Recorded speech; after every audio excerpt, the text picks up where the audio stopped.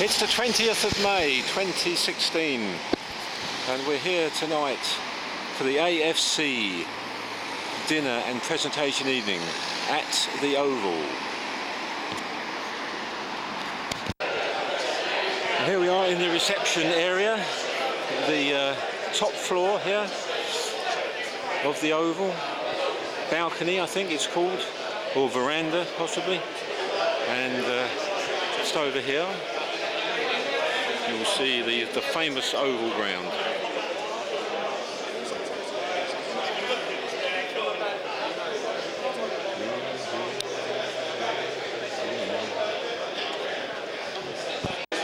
Well, we'll just have a quick walk round, see how many famous faces we can film.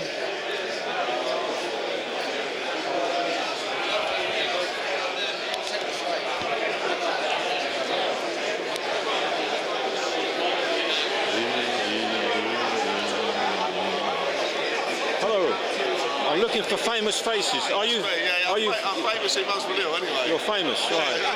Well done. Good evening, evening. Famous in N10. Well, there's a lot of people that are famous in N10. Yeah.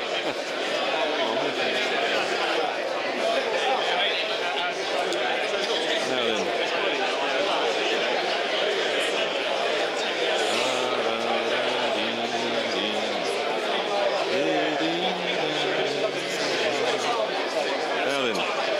There's a lot of people here.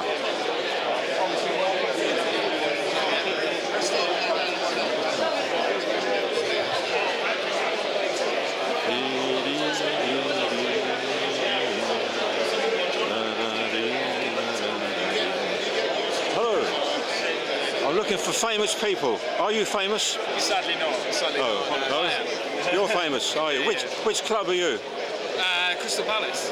Crystal Palace? Yeah, I played in the Plough Fund 3 years ago. Oh, I was meaning which cricket club? No? Are you picking up any awards tonight? Yeah, we are. Yeah. Good.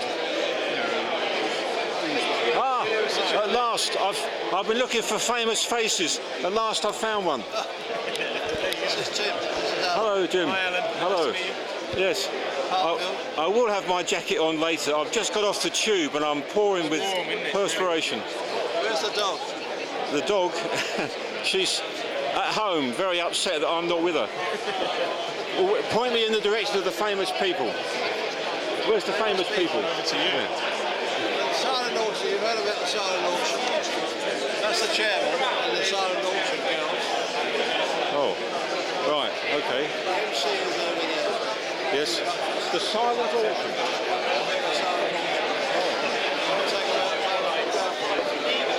Great. Okay. Where's the famous people? The silent auction, I'm told. These girls are involved in the silent auction. I'm not quite sure what that is, but we will find out later, no doubt. Now then, that was Robin Gibbs I was just talking to, who's a member of Parkfield, same club as me.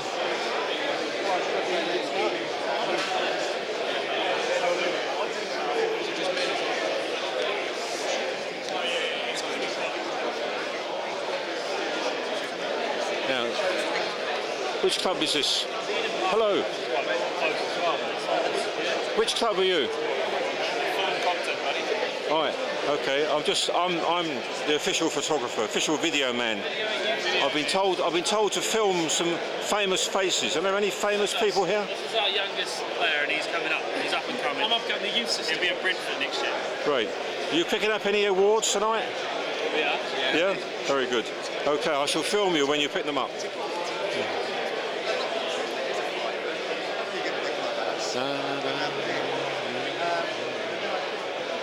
Hello. You're wearing a jacket and tie. You must be famous. No, I'm sorry. I'm filming famous people. I was going to film your badge. No, I haven't got a badge. You haven't got a badge. Okay. Never mind. I'm just getting a general scene. Yeah. I'm Leo, as you see. Yes, seriously. Okay. Oh, I better film. Anything special on tonight? This is the AFC Dinner and Presentation Evening. Yeah, no, I meant, were you doing anything special tonight? Me? Yeah. No, just videoing. No, no that's... pyrotechnics or anything like that. Oh, no.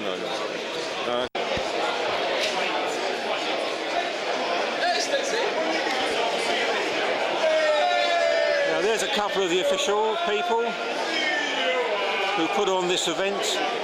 A massive amount of organisation, I have no doubt, goes into this. Most people don't appreciate just how much work is involved. But as long as they enjoy it. Right. An announcement has just been made asking everybody to go down to the England suite where dinner is about to be served. And as you can see, hardly anyone's moving in that direction.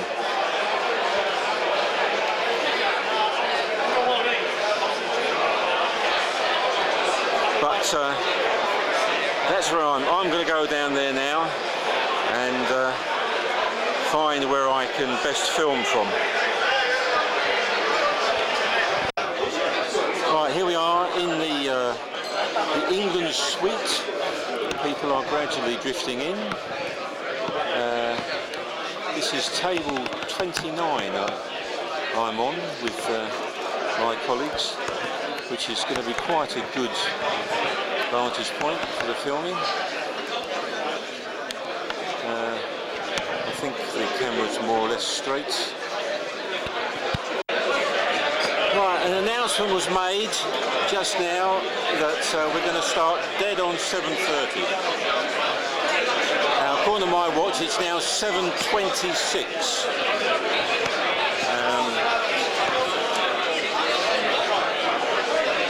Quite a few people up at the bar.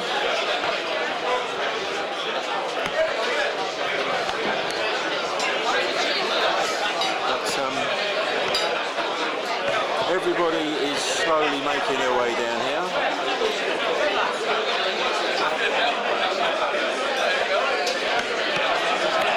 Oh, there's a couple of Parkfield lads there. Yes, we got you. Right, let's see what's happening further down.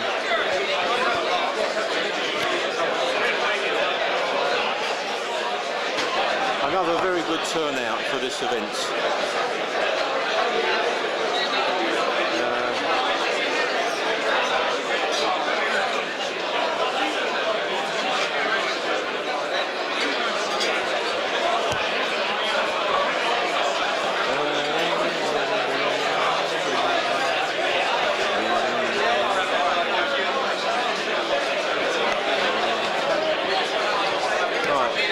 Switch off for the moment.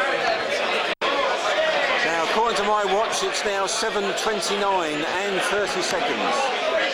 So, if we're starting dead on 7:30, something should happen very soon.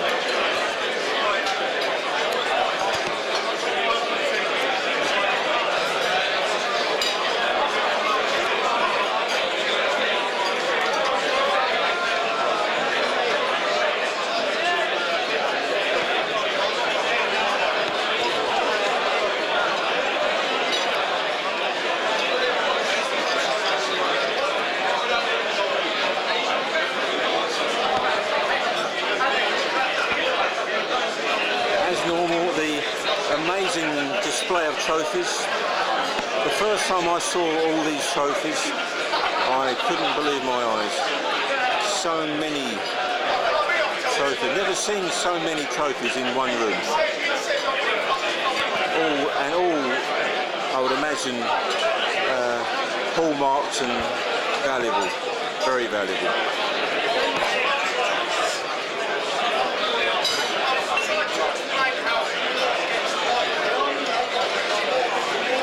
I'm going to leave the camera trained on the MC there so that I don't miss his opening remarks.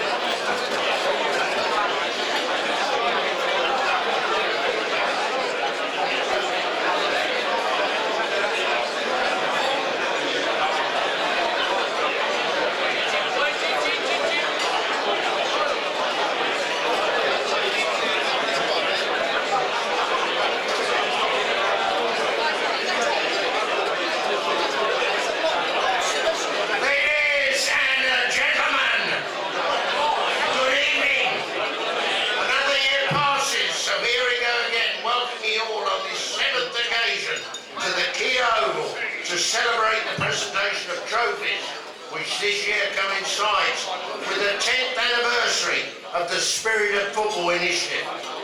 As is usual, selected parts of the evening will be videos by Alan Chidley from Parkfield, photographs taken by Tad Dippel of Clapham.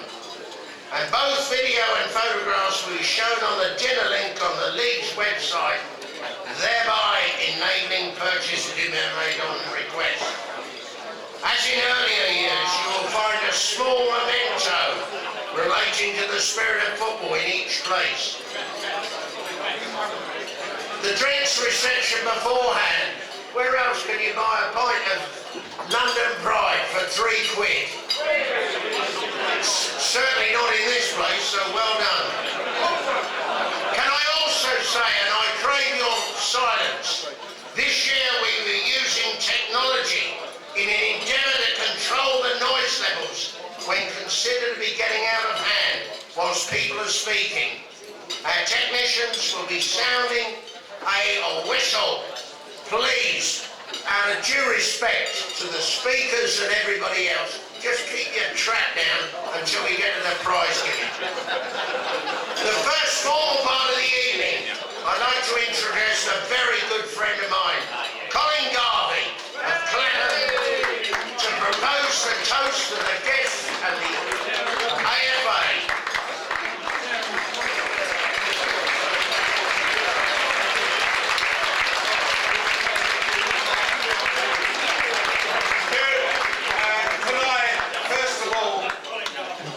As I've got everybody together, can I take this opportunity on behalf of the clubs to thank David and the League Council for running the best league in the world.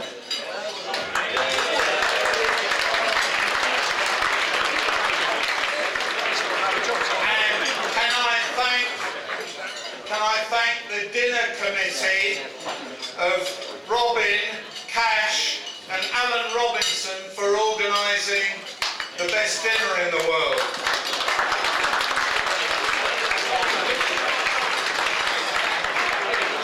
It's my honour, thank you, it's my honour to introduce the guests.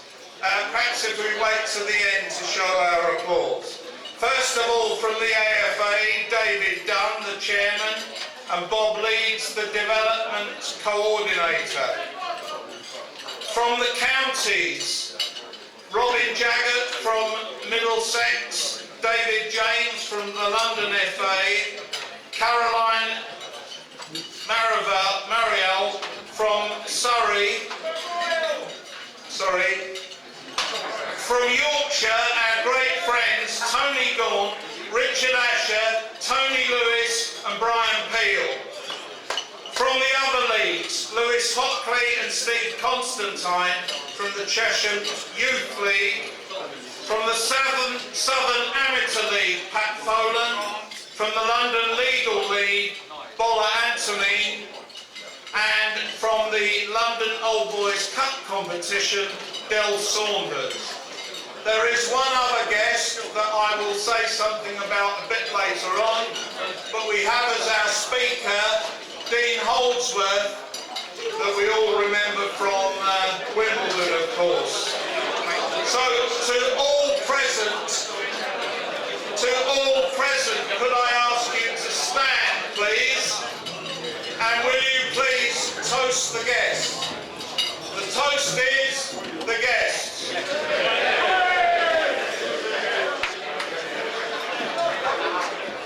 Thank you.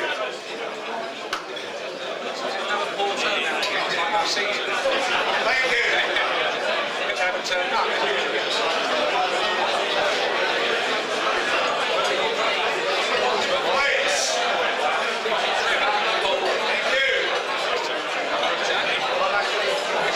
Right, moving on, we have an important announcement. Hello, Alan. Thank you. We have something new this year, which is a silent auction. So I'm going to ask Katie to explain how it's going to work. Please listen. Thank you. Just 2 minutes, basically.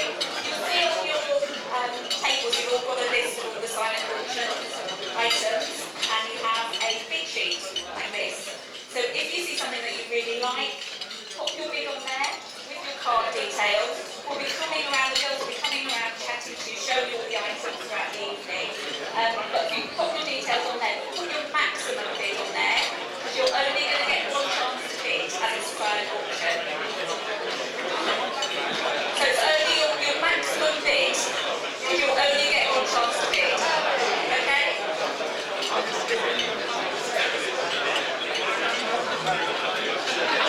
Right, we're nearly there, lads. I'm going to love this silent auction. Every bloody year I've done this, get quiet, but anyway. So, before we start the main course, the starter, although I think half people have finished anyway, but never mind. I'd like to call up Brendan. Brendan is going to tell us all about the heads and tails and what's coming up today. Ladies and gentlemen, Brendan Williams from Clapham.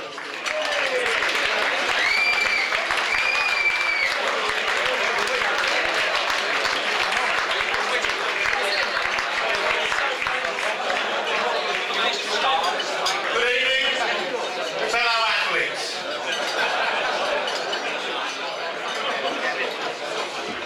On the sticky up thing in the middle of your table with the table number on it, there's also an envelope that says heads and tails, a table number and an amount. At some point later in the evening, they haven't really told me when, but it'll be soon, it'll probably be after this course of the money. We'll play a game of heads and tails. If each of you, anybody who would like to enter, take £5 out of their pocket and put it in that envelope. If somebody on the table can make sure that every tightwad gets their fiver out and puts it in the envelope, that would be good. And half of what we gather will be paid for. The other half pays for the beer and subsidises the stuff that we've had tonight. So there are 300 blokes here. Any offers on what half of that would turn out to be? The grammar school boys have all gone, haven't they? Right, so if absolutely everybody played, you could be playing for 750 souls. My estimate is, with the amount of tightwads here, parliamentarians are over there, they never put their hands in their pockets. Apparently there's 5 Suetonians here, they're more likely to take money out than put it in. So, I imagine we'll have £1,000 in, you'll be playing for £500. If you don't want to put in a fiver and have a chance to win at least 500 quid, good luck to you, but I'll be putting my fiver in and I'm tossing the coin. Anyway, if you can sort that out, the sooner you sort it out, when you've filled up the envelopes, I'm sitting over here, bring them over to me, I'll add up the money, we'll figure out how much it is and we'll play the game. It won't take long. Thanks for your attention. So finally, ladies and gentlemen, as our President John Maxwell is not available tonight, I'll ask his predecessor, Martin Armstrong, to say grace. Thank you.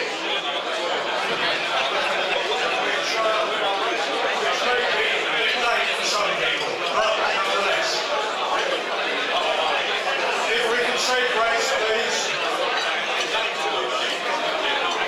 In good food and good company to share it with, we give thanks. Amen. Enjoy the meal.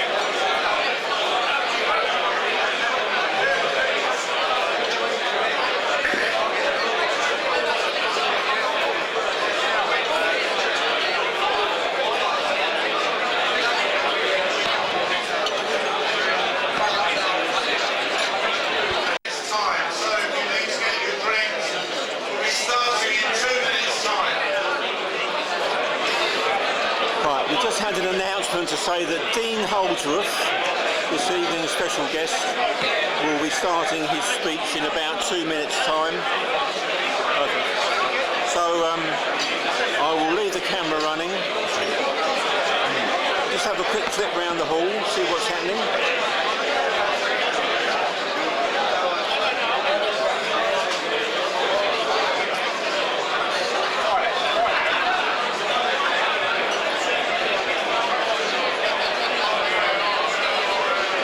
The time has moved on now to 8 minutes to 8.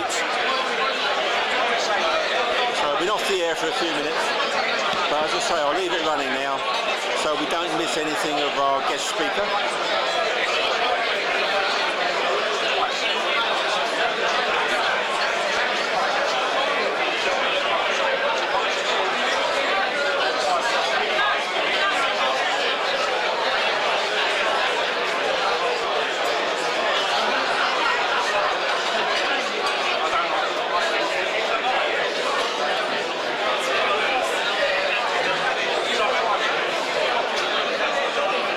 Tonight's silent auction, you can bid for a Jimmy White signed snooker cue, a Johan Cruyff signed 1974 World Cup photo, a Diego Costa signed football boot, a Carlos Alberto signed football boot, a Jimmy Greaves signed football boot, a squad signed Spurs ball, season 2014-15.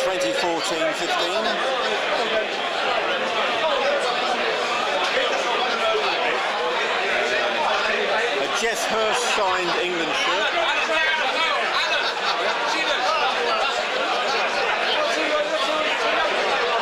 What's happening? What's going on here? Who are all these people?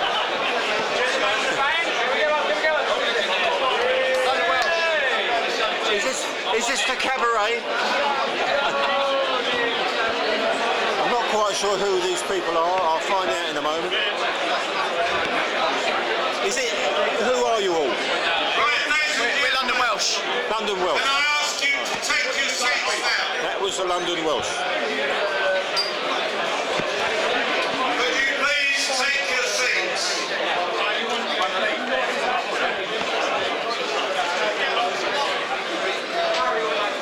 We've also got a Chelsea shirt on here. Could you please take your seats? And various other things. I've got to take my seat now.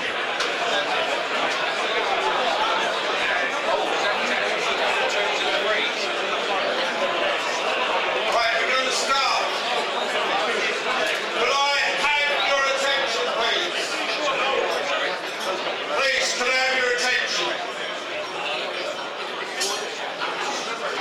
Thank you. Ladies and gentlemen, I would like to take this opportunity of introducing our main speaker this evening, Dean Holdsworth.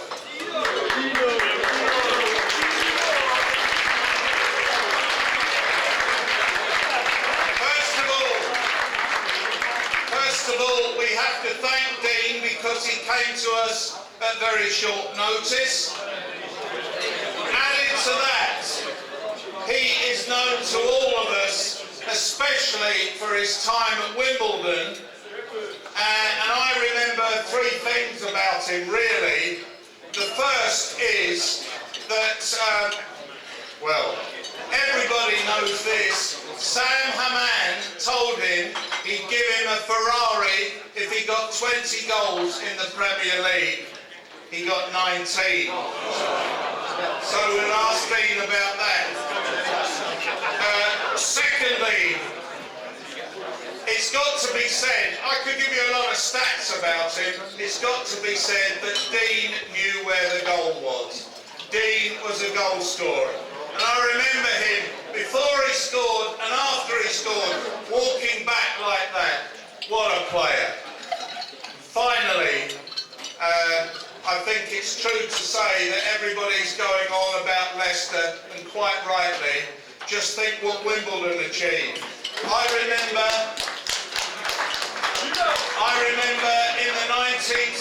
notice cars going round with stickers, Dons 4, Division 4. They were non-league, and by the time that Dean played for them, they were Premiership. So will you please give a great welcome to Dean Holdsworth.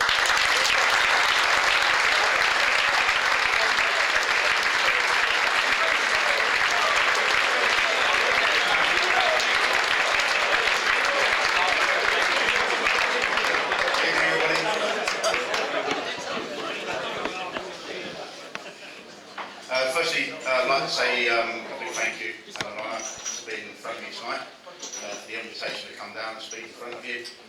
And I hope you all have a very, very good evening. It sounds like it's on its way.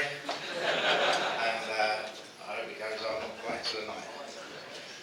So, obviously I was invited down to come and join part of trophy celebrations and the traditional end of season dinners, etc. And the guys asked me to just sort of have a chat about football, how I started, where it got to, when it finished. Still think it hasn't, but my legs tell me they have. But no, it's a real honour to be here tonight, and a fabulous place, you know, with fabulous people as well. So thank you very much for that.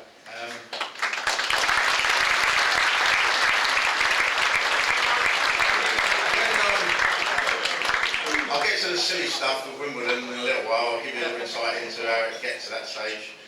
I started my career at Watford, very luckily as an apprentice under Graham Taylor, who big disciplinarian, who brought you up well, made you realise that you know women weren't allowed in your life at 16, and made you realise you had to sneak them into your life. Men weren't allowed at the time either. There's some change now.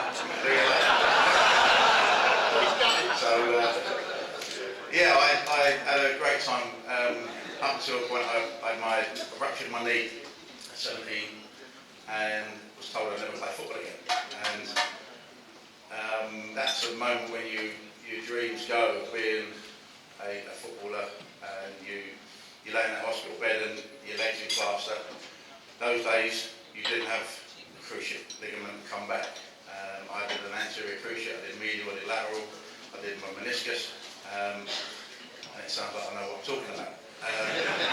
Meniscus part, yeah. But thankfully, Watford got me through that. They gave me a 2-year professional contract. I repaid them by a year later coming back after 3 operations. 1 year out, endless terracing, endless working on my own, scoring a hat-trick on my debut back, and then sort of never, thankfully, touch wood, never really sort of worrying about the pin in my knee, which is still there, and looking on, thinking I'm going to be a Watford footballer, which I wanted to be. Unfortunately, you find out then that managers come and go, and opinions come and go. And I had a manager who came in, I had a nutty one before that with Dave Bassett, absolute nutcase. And he made you do press-ups if you passed the ball sideways. And you had to fucking kick it forward, sorry to swear ladies. You had to kick the ball forward. So, and then Steve Harrison came back, who was a northern gentleman, a very good coach, but turned into a manager. And there's a difference between a coach and a manager, there really is. And I was a young 18-year-old, just about a year out, wanted to be a professional footballer more than anything in the world. You know, you don't go through what I went through a bit. Went on loan to Carlisle. She said, if you don't know where Carlisle is, it's at the end of the world. And when there was no motorways then, it certainly felt like that when you sit a load of jocks on the train going to Carlisle and outside the toilet. I was outside the toilet for 5.5 hours on a bag at 18 years of age, and I'm thinking this is my career going nowhere. And I went there for a month, did all right. My first game I gave a back pass to the goalkeeper, got intercepted, goal against us, and I was pretty low. Yeah. No, the back pass went backwards, it didn't go sideways, it was all right. So thankfully I still got a couple of goals there, went on loan again. I thought I was just getting farmed out everywhere. Went on loan to Swansea, went on loan to Torquay for 1 day, I went on London Port Vale. I went, got a call saying, you want to go to Torquay Friday night? The manager wants to see you in the game. Went down there, scored in the game, got whacked in the back of the ankle. Said, have you got a physio? No, there's no physio, go to the hospital. So I drove home. Didn't have a mobile then, so I got home, said I'm not coming back. And then I went on loan to Port Vale and then I went to Brentford. Subsequently, the manager of Watford tried to sell me to Carlisle again. I'm going to Carlisle. I'm going to go to Carlisle. I'm a Londoner. I'm a London boy. I wanted to see London. So I went all the way to Carlisle just to say no. Couldn't get hold of the manager on the phone, so I got on the train. So I was like, I got off the train and said, look, no, that's it. I'll get back on the other train going the other way. I said, please, let's talk money. I said, yeah, it might sway me. Can I do a couple of days down in London? You know, maybe that. So, go for me a deal. And I just said, no. I went in the same photo. The same photo the next day. Goes on the street, went in the team photo. He said, just be here, you might. So on the end of the team photo like that, I was like, I don't want to be in this photo. I'll be like the now with, you know, didn't happen sort of thing, headline.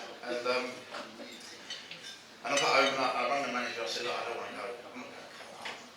You know, I got 45 minutes of abuse, so I'd never play football for Watford.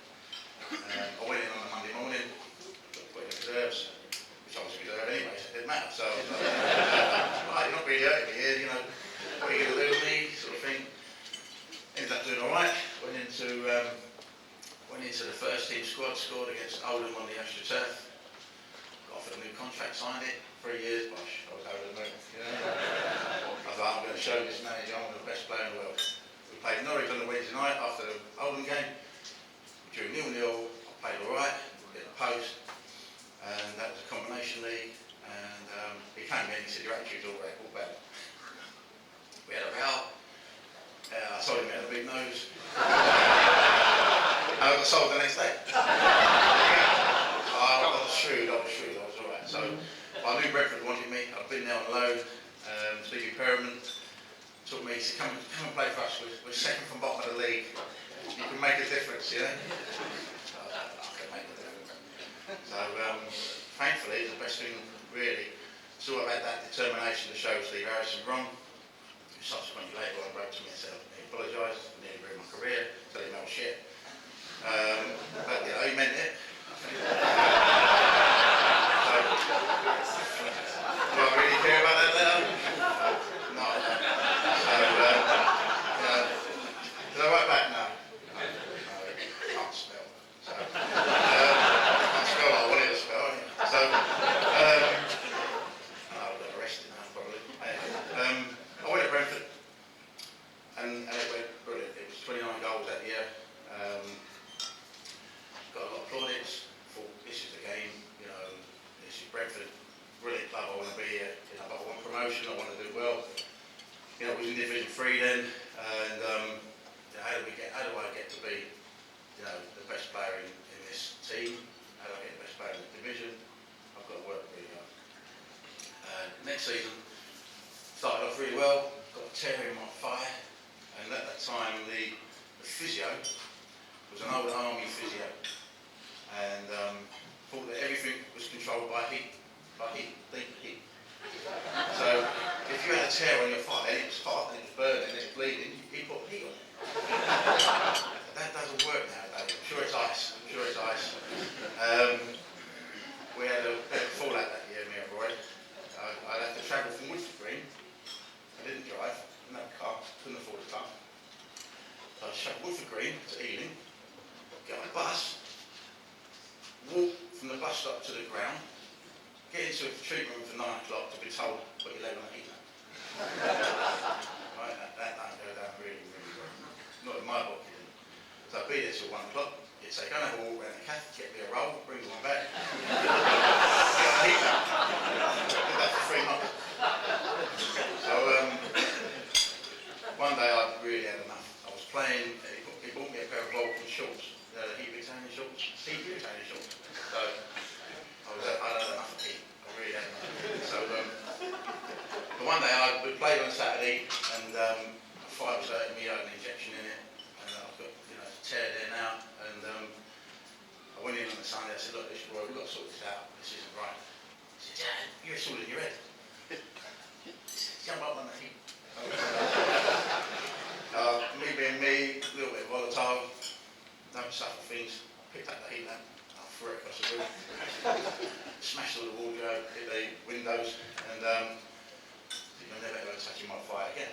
And stick them Vulcan shorts where we run. So, Stevie Perrin saw me walking out the ground. He said, where are you going? I said, I've had enough, I'm out. I've had enough, I've really had enough.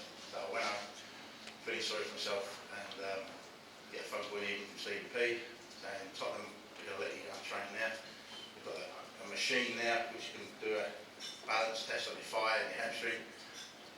Subsequently, I had a tear in my thigh, and I was out for sort of 2 months. And just got back in the gym and work it out, and work on the quads after my knees, same leg rather. And I just thought, this is a do or die. Next season, I've got 1 year left. I'm going to really have to think about this. What I'm going to do. I'm going to just train and train. Rocky. I've got to be Rocky this year. So, Rocky music in my headphones every day and train. Thankfully, the team were coming together as well. We had some really good players. Neil Smiley, an old player who played at Palace. Tony Seeley was there. There were some good players and good people. And we started the season off against Orient. I bet myself to score a hat-trick. I did. 50 quid to score a hat-trick. We won 4-3. But she was in there, It was, I only got 25, so but on Tuesday night we played Bromley away. I put another 25 quid on myself to score another hat-trick. Scored 4.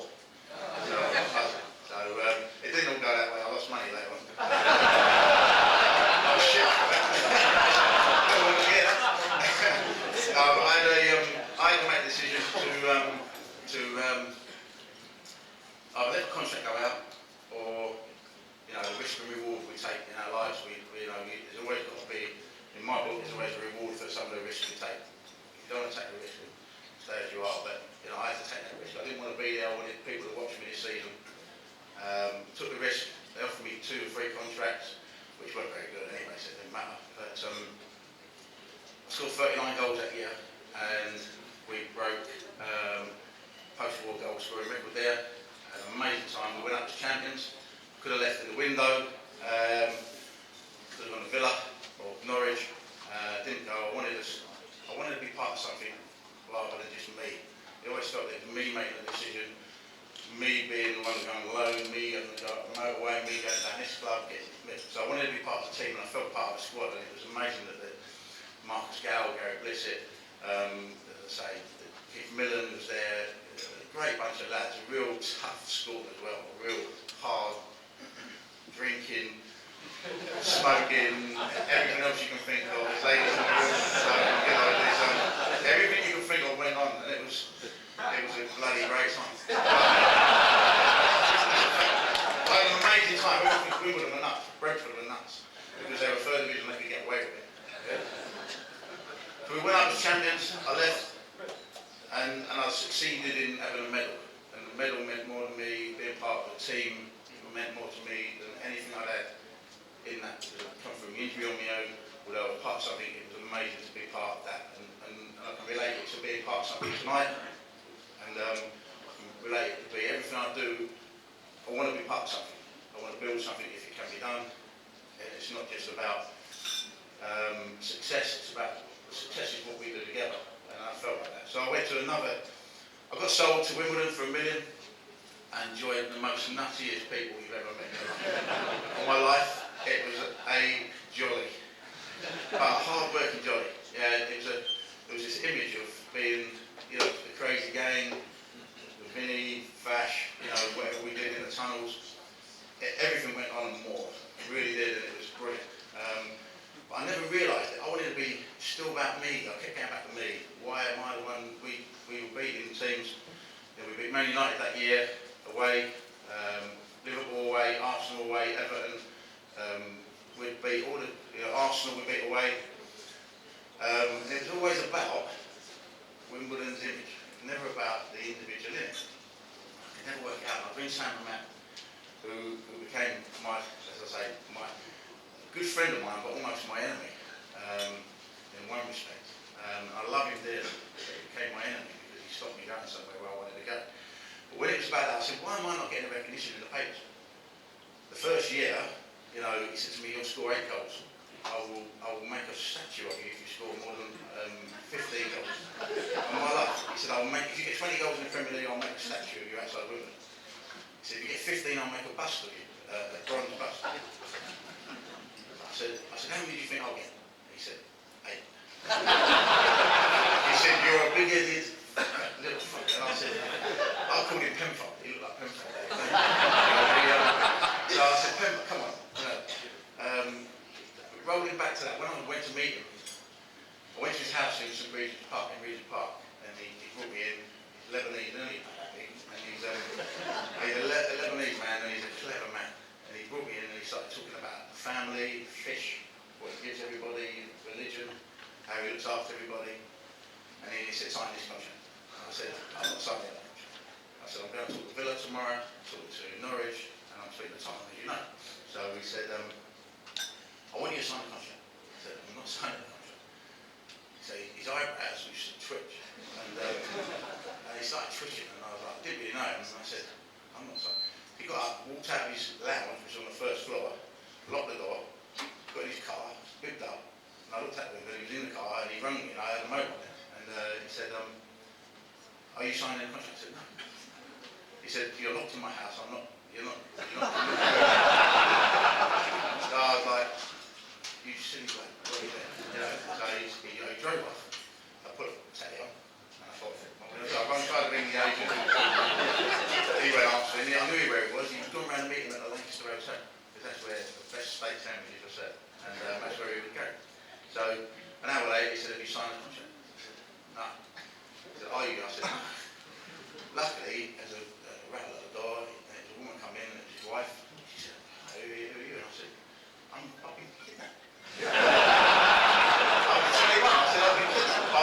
And it's that Lebanese kid, that fellow, who are you? Somebody's like, so I'm like, I'm going out, I'm going home, I've got to get home. And at the time, I swear to you now, I've been top goal scorer in London, I was skinned.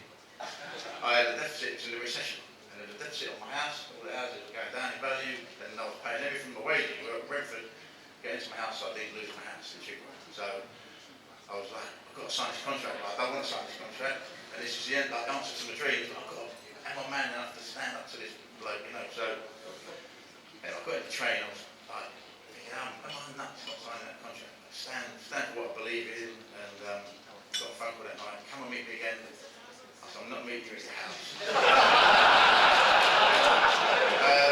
I met him at the Royal Anderson, I made him buy me a steak sandwich. And then Terry Middleton walked in and he said, I'm going to sign Dino, and Eric was there, Eric Hall was not the agent, monster, yeah. Who at the time was, he's smoking cigars, it's a bit alright, the boogaloo and all this stuff.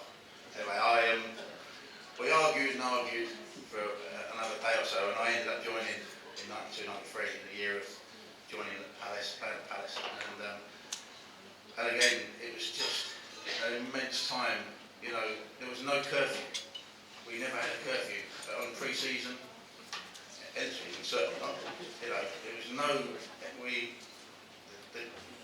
The players, a group of 21 people, were mental. And I honestly mean that Fashion Jonah would, always like the headlines, but the rest of them were just as bad or even worse. You were nervous everywhere you went. Because it was just, the lights went out of the food fight, everywhere we went, there was always a food fight, the lights were always turned out. If you went to sleep, you'd wake up with food on you. All the stupid things that went on, and more. There's still people's views on the plane, the movement going into the plane. Not players, anyone who's on the plane. People would be looking around for their shoes, tied up, they put them in the dinner compartments, in the ovens, everything like that. So it was always a real big, worry for me. Well, why am I never going to get any recognition? because the cameraman loved it. He wanted it to be, we'd get fined. I went to Cyprus, Pineapple one year. I was in the newspapers, which went down really, really well with my wife at the time, bless her. And she loved it. I was in the newspaper. Sorry? No, she was right.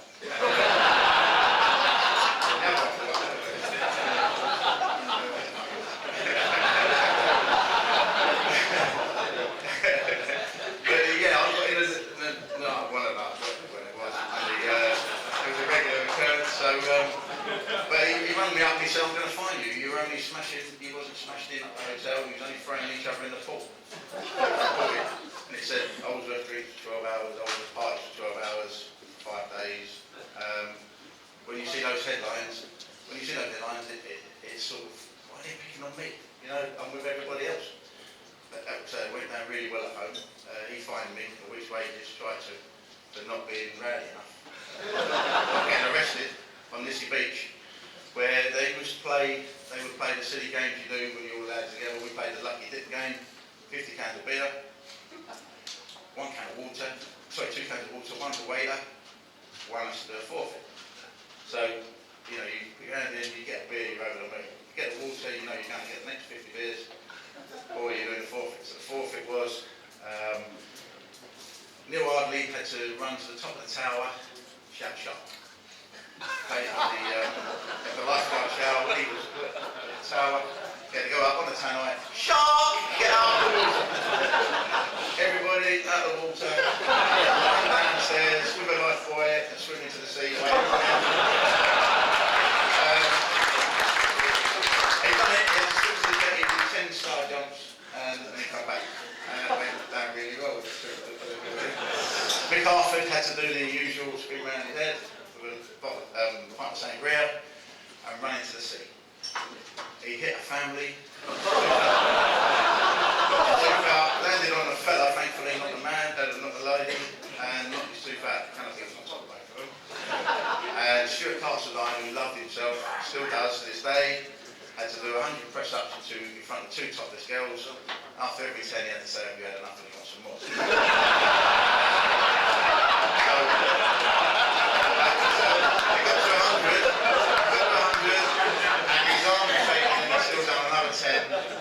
Took them both out that night. Yes, he did.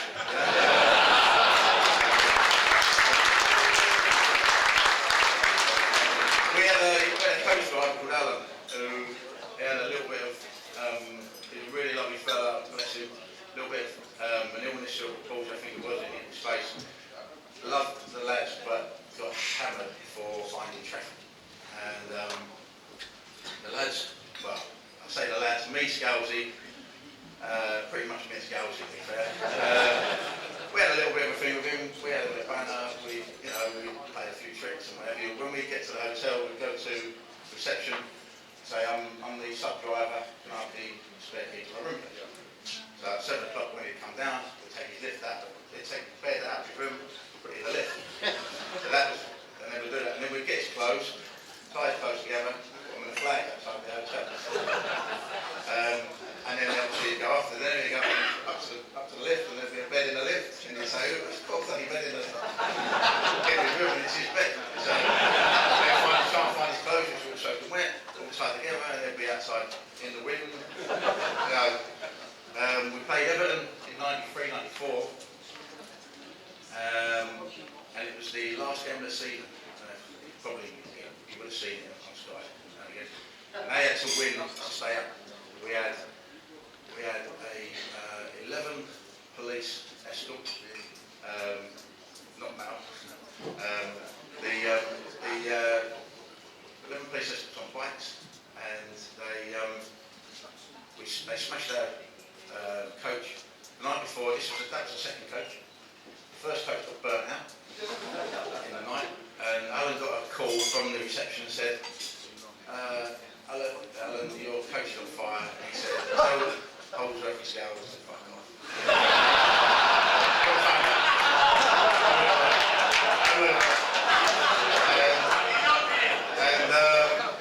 He got up in the morning and found out that his coach had been burnt out. Which we all got claims in for our golf club, which were on there, obviously. So the golf clubs were really on the golf trip after that.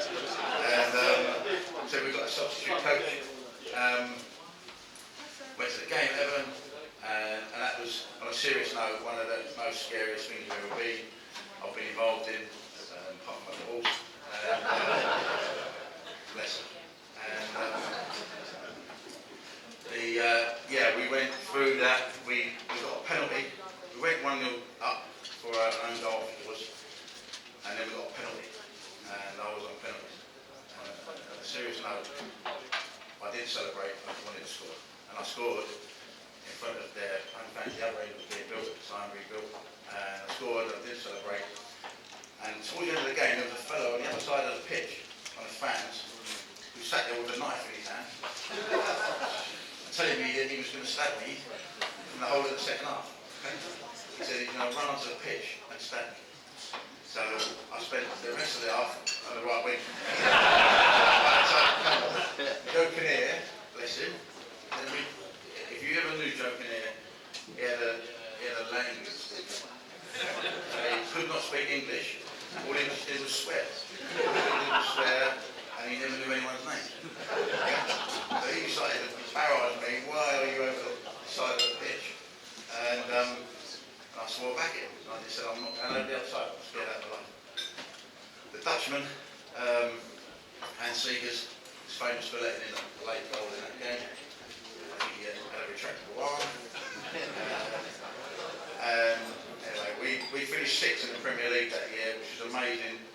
That game didn't cost us a place. We never really said too much. What went on, but we had an amazing year. We would have qualified for Europe if the clubs were banned at that time.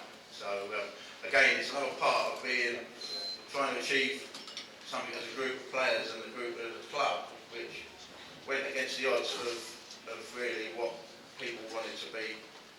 Perception like Leicester, perception of Wimbledon, perception of maybe like the Forest years back. Things can be achieved by team spirit, hard work, and confidence. And that team spirit goes a long, long way. Certainly, in my late part of my career, I was PFA chairman for 3 years under Gordon Taylor. That was a great honour of mine. When I left Wimbledon, I went up to Bolton.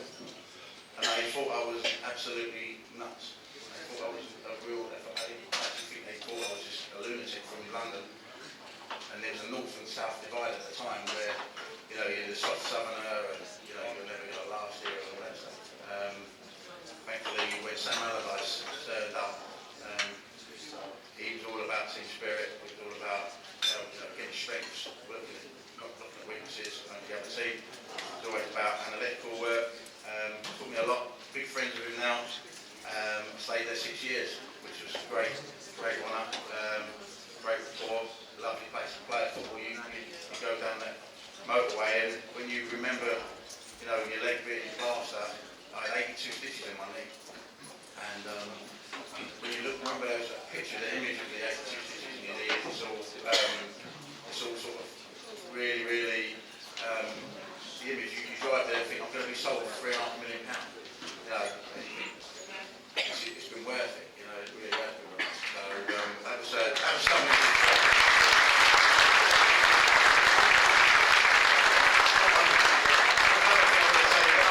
When I was moving in 93, 94, I finished 25 goals.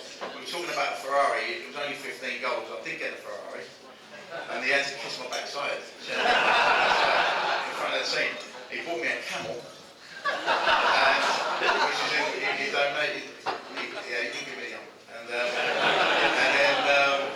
he bought me a camel, and then we had another bet the following year, and that was where we set the team up for a Lebanese meal where they had to eat sheep testicles. Those are the sort of bonuses we played for. Yeah, it's a lot of fun. And anyway, moving on to Bolton, I had 6 years there under Sam Allardyce. A brilliant time. Promotion for the Millennium Stadium and playoff. People like JJ Kocher, Yuri player. Brilliant footballers, great professionals, do the right things.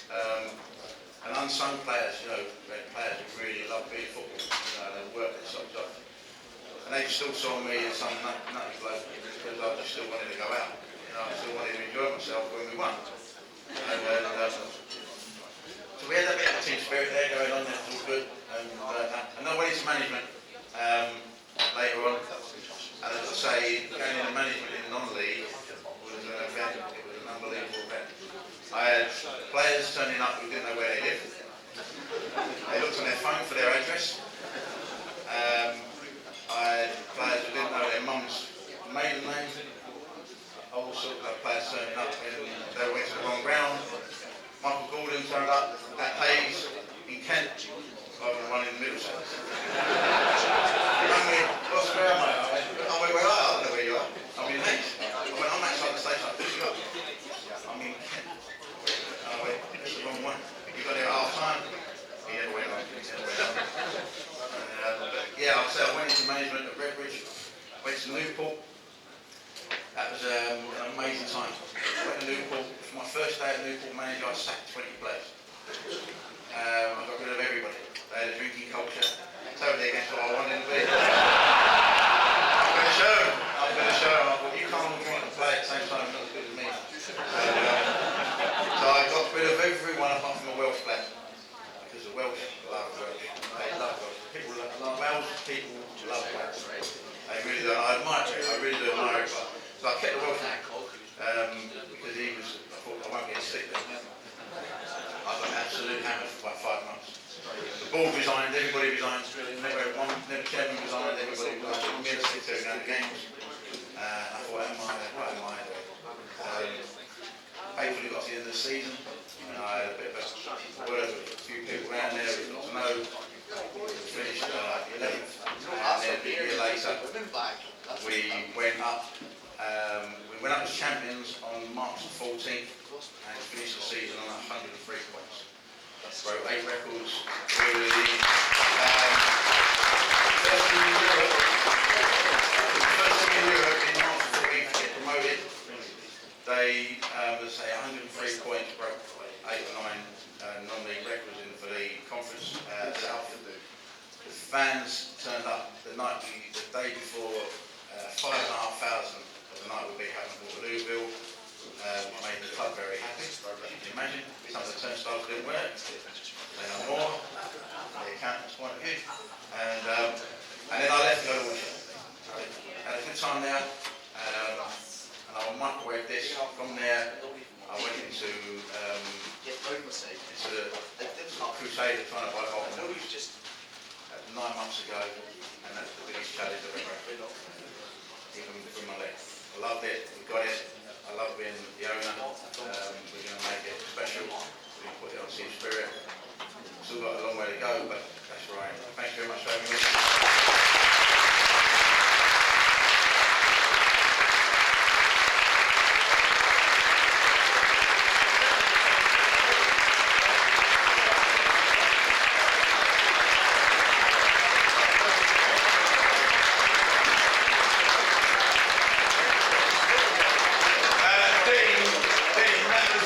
Absolutely fantastic. A great insight into the life of a professional. There is one notice, Dean, your car's on fire outside.